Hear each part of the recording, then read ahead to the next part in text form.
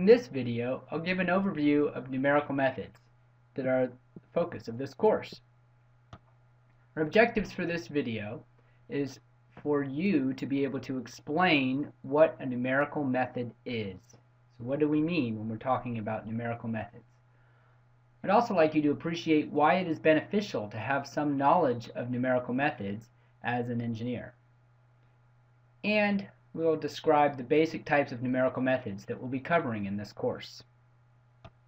So what is a numerical method? A numerical method is a technique where mathematics problems are formulated as a series of arithmetic and logical operations. Here's an example. Suppose we have a function y equals f of x. We can approximate the derivative dy dx as the function f evaluated at x plus delta x minus the function f evaluated at x divided by delta x. Now, you might recall from calculus that the definition of the derivative dy dx is defined as the limit as delta x goes to 0 of f at x plus delta x minus f of x divided by delta x. So basically what we've done here is dropped the limit and just use a delta x that's really small. And in so doing, we can approximate, this becomes an approximation, the derivative by using simple arithmetic. Here we have an addition, a subtraction, a couple function evaluations, and a division.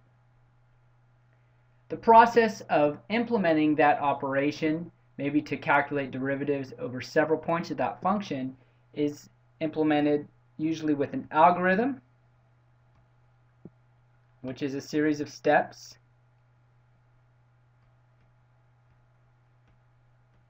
and a strategy. And we'll be implementing those algorithms on MATLAB this quarter.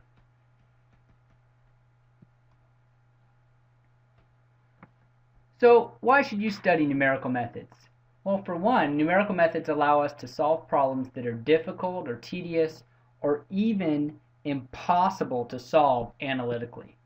Some examples could be large systems of equations, say 100 equations with 100 unknowns. That's not something you'd want to tackle by hand.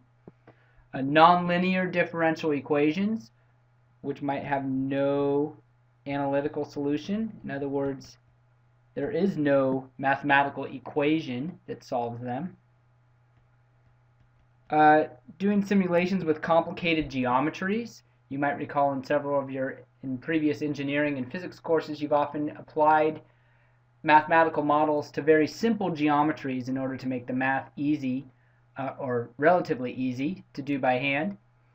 But numerical methods can allow those geometries to get more complicated and realistic. We also use numerical methods to fit mathematical models to data. You might have some exposure to the idea of curve fitting, perhaps in a physics or chemistry lab. And we'll look at the underlying numerical techniques that do that.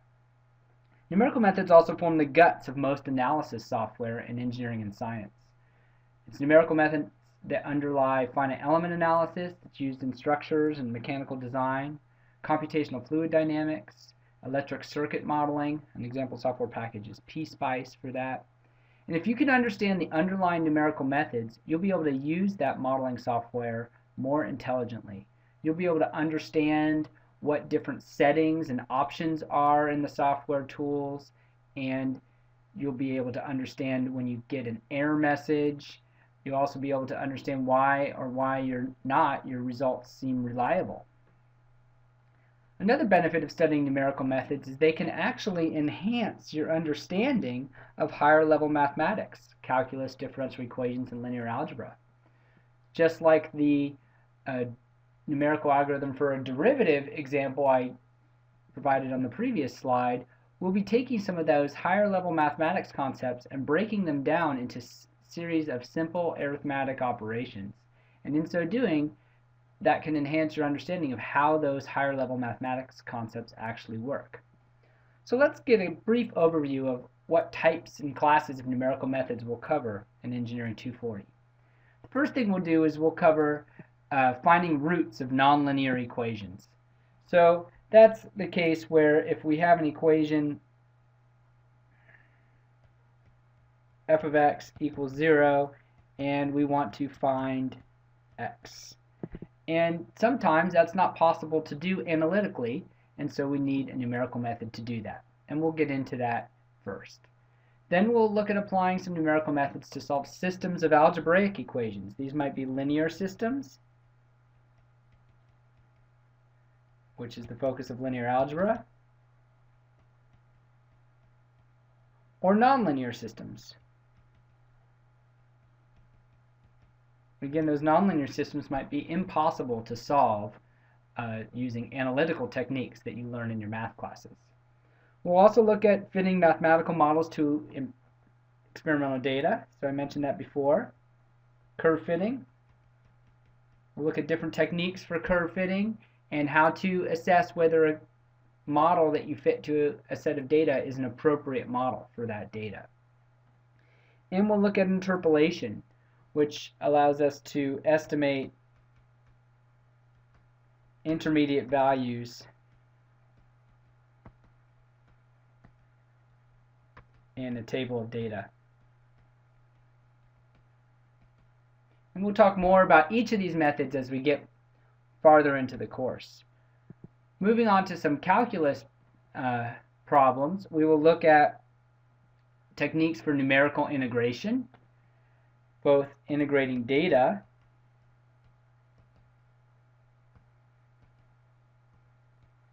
and integrating functions. Classic example of a function that's not possible to integrate analytically, the integral of e to the x squared dx. The integral exists. There's obviously area under the curve described by e to the x squared, but it's impossible using the analytical methods you learned in calculus to determine that integral.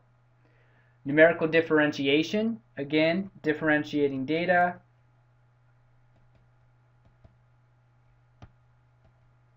And very few functions are impossible to differentiate analytically as long as they're continuous, but this is an important basis for differential equation solvers, which will be the last thing that we finish in the class, is solutions to differential equations.